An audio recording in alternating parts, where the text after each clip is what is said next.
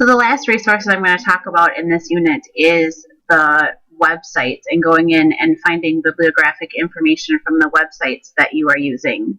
So I know that most of you like to do a Google search just to see what's out there.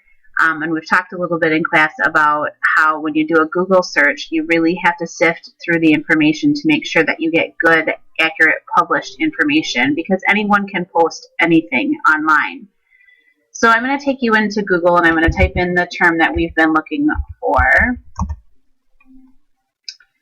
And like I said, it's hard to, when you go online, because this first resource is the Toyota Tundra, because that's a truck or an automobile. So I'm going to scroll down until I can find some of these. Some of these are really good resources, but I'm using them in another assignment for you, so I'm going to skip over those. You'll notice that if it has a little ad button, that means it's an advertisement. They're trying to sell you something. So you don't want to click into that one. We'll break up. Let's go into this one. So this looks like a good resource. Up at the top, it's going to tell you your URL. That's where you're going to go to find the website. Up in the tab up here at the top, the website title, Tundra by NatureWorks. This looks like a really good resource, actually.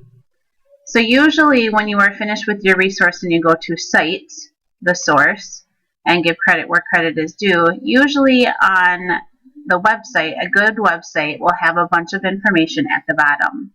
For instance, the date, the copyright date, you can use as the date updated, copyrighted 2015. With a website either has to have an author, somebody's name behind the website, or it has to have an organization behind the website. In this case, it would be the New Hampshire Public Television. If I scroll again up to the top, I know that we just discussed this a little bit, but the title of the site would be NatureWorks, and the title of the page would be Tundra. It's just like in a chapter book, when you have the title of the book is like the title of the website, and the title of the chapter would be like the title of the web page. So I think this has all of the information we need. The URL, the site title, the page title.